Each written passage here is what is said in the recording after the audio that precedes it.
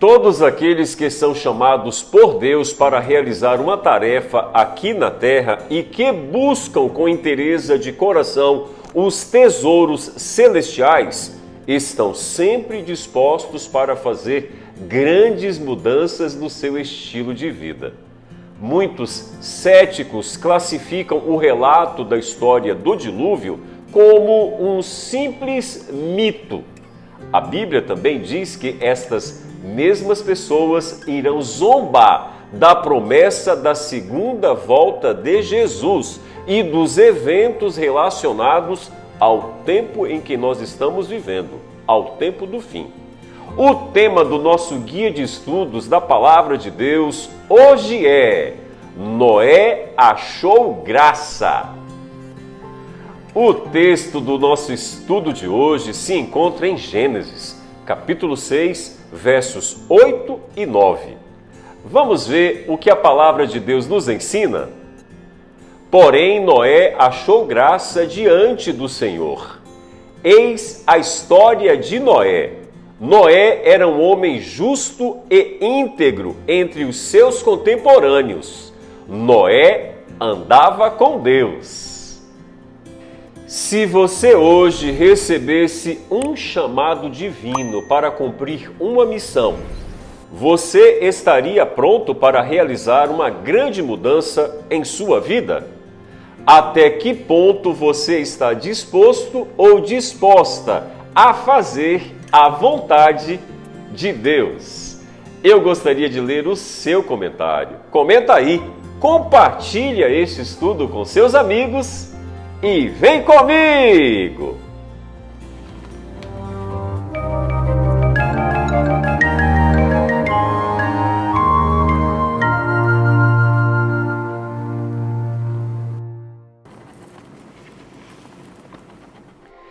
O testemunho e a vida de comunhão de Noé brilhou como um farol numa sociedade que vivia em trevas.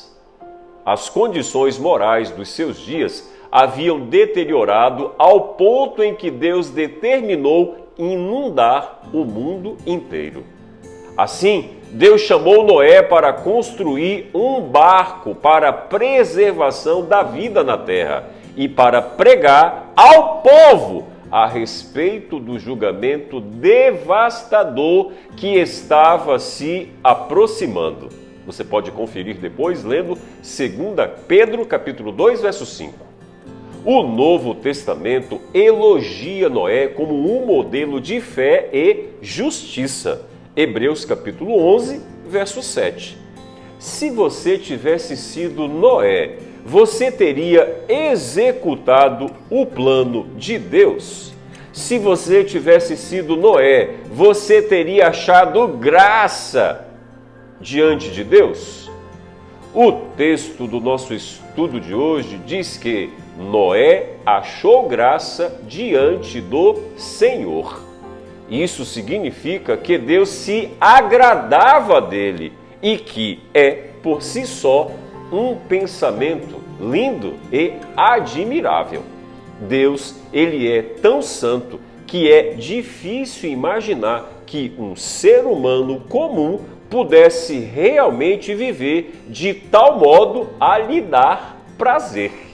Mas Noé o fez. E eu e você, claro, nós também podemos fazer isso. E você deve estar se perguntando, mas como, pastor Jadson? Preste atenção. Noé era um homem justo e íntegro entre os seus contemporâneos. Noé andava com Deus. Gênesis 6, verso 9. Gente, Noé era fiel a Deus e vivia como Deus gostava que ele vivesse. E é notável que Noé vivia numa época de muita impiedade. Viu o Senhor Deus que a maldade do ser humano se havia multiplicado na terra e que era continuamente mal todo o desígnio do seu coração. A terra estava corrompida à vista de Deus e cheia de violência. Gênesis, capítulo 6, versos 5 e verso 11. É possível viver fielmente diante de Deus no meio da impiedade e da prática do mal. Noé é um exemplo disso. De fato, se queremos agradar a Deus, precisamos fazer isso, porque a vida de um servo fiel de Deus ou uma serva fiel de Deus é usualmente solitária. Aqueles que são fiéis são exigidos concentração e disciplina. Para quê? Para nadar contra a correnteza e andar na contramão do mundo. Você teria andado com Deus? Se você tivesse sido Noé, com o mundo inteiro corrompido, você teria achado graça diante de Deus? Gente, é duro ser diferente. E nós somos diferentes porque fomos chamados por Deus para fazer a diferença na vida das pessoas. Mas às vezes gostamos de estar com a maioria, sentimos-nos até seguros e confortáveis. Mas acredite, quando estamos ao lado do Senhor, estamos em maioria, porque o Senhor Deus é a maioria, não importa quantos estejam do lado dele. Que diremos, pois, à vista destas coisas? Se Deus é por nós, quem será contra nós? Romanos capítulo 8, verso 31.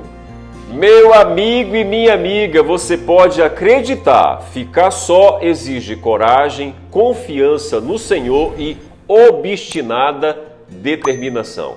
Que eu e você possamos nos dias de hoje seguir o exemplo e o modelo que Noé nos deixou.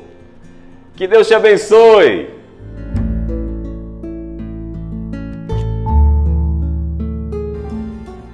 Vamos orar, bondoso Deus, que ao olhar para o mundo atual em que nós estamos vivendo, que nós possamos achar graça diante de teus olhos e que assim como o Senhor comissionou Noé a pregar a tua mensagem, que nós também hoje possamos alertar para as pessoas que Jesus está voltando e Ele vem para nos buscar.